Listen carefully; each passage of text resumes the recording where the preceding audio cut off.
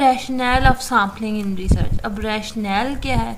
Rational जो है वो रिसर्च में ये बेस करता है सेवरल इम्पोर्टेंट कंसिडरेशंस को, जिसमें वैलिडिटी है, फिजिबिलिटी है, प्रैक्टिकलिटी है। सैम्पलिंग जो है वो रिसर्चर को क्या अलाउ करता है कि वो डेटा को गैदर करे, उसके मीनिंगफुल इंटरफेरेंस ले और उसको एफिशिएंटली फिर जो है वो कंक्लूजन्स को ड्रा करे लार्जर पॉपुलेशन से, और जो उसमें इस तरह से हो कि जो सिंगल इंडिविजुअल आपने लिया है उस पॉपुलेशन का, उसको जो है ना वो इक्वल हो। अब हम देखते हैं कि रैशनल के जो की रैशनल के जो फैक्टर्स हैं वो रिसर्च में जो यूज़ होते हैं उनकी बात कर लेते हैं। सबसे पहले बात करते हैं रिसोर्स एफिशिएंसी की। अब आपने एक स्टडी कंडक्ट की है, इंटायर पॉपुलेशन को लिया, अपना टाइम आपने कंज्यूम किया और उसको मतलब जितने भी आपको चैलेंजेस थे आपने उन सबको दिया, और उसके बाद फिर ये सैम्पलिंग जो है इसने क्या अलाउ किया रिसर्चर को कि उसने डेटा कलेक्ट किया, स्मॉलर सबसेट्स बनाए पॉपुलेशन के और उनको फिजिबल किया और रिसोर्सेज और टाइम और बजट के अकॉर्डिंग उनको जो है वो सेट किया।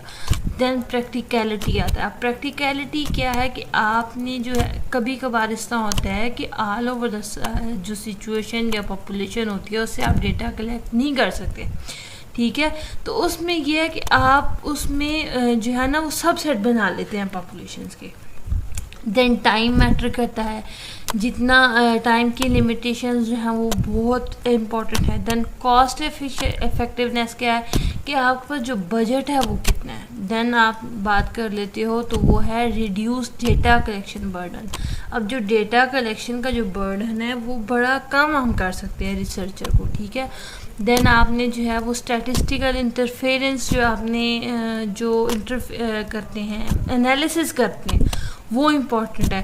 Then ethical consideration. अब एथिकल कंसिड्रेशन जो है ये एक और इम्पॉर्टेंट फैक्टर है, एक्यूरेसी एंड प्रीसाइजनेस की। अब एक्यूरेसी क्या है कि जितना एक्यूरेटली आपने जो सैम्पलिंग की है उतने ही उसके रिजल्ट्स अच्छे आएंगे, उसके जो लेवल है उसका जो रिसर्च के आपको रिजल्ट्स आपने सोचे हुए थे वो वैसे ही आएंगे। Then variability and diversity. अब जितना वेल डिज़ाइन सैम्पल होगा उसमें डाइवर्सिटी भी होगी, उसमें पॉपुलेशन जो है वो उसमें ये है कि आपको डिफरेंट ऑफ ओपिनियन, आपको different of trends, different of thoughts मिलेंगी। देन आपने डेटा एनालिसिस की फिजिबिलिटी देखनी है। अब आपने वो टेस्ट यूज़ करना है सैम्पल पे जिसका डेटा आप इजीली एनालाइज कर सकें, ठीक है। उसके बाद फिर पायलट स्टडीज़ आ जाती है। अब पायलट स्टडीज़ क्या है? पायलट स्टडीज़ में और पॉपुलेशन में डिफरेंस है। पॉपुलेशन होल पॉपुलेशन है, जिसकी एग्जांपल मैं आपको दे चुकी हूँ कि ऐसे स्टूडेंट्स पेशावर डिस्ट्रिक्ट के स्टूडेंट्स एफएससी जिन्होंने किया वो सारे पॉपुलेशन में। अब हमने स्टडीज़ में क्या लिया कि हमने देखा कि हमें वो स्टूडेंट्स चाहिए जिन्होंने एफएससी में मेडिकल पढ़ा और हों वो पेशावर डिस्ट्रिक्ट के, वो ले लिए। अब पायलट स्टडी क्या है?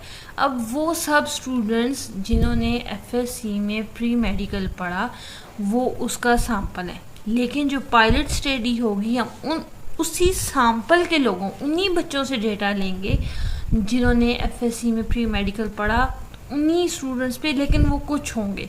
अब सैंपल में से पायलट स्टडीज़ का भी रेशो निकालने का एक प्रॉपर फार्मूला है, ठीक है।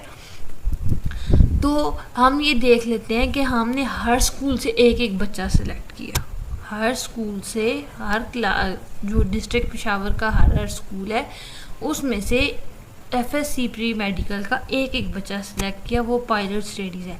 लेकिन जब हम प्रॉपर डेटा कलेक्ट करेंगे तो हम उस एक स्टूडेंट से डेटा कलेक्ट नहीं करेंगे, क्योंकि वो स्टूडेंट हमारी पायलट स्टडीज़ का हिस्सा था, वो हमारे सैंपल में काउंट नहीं होगा।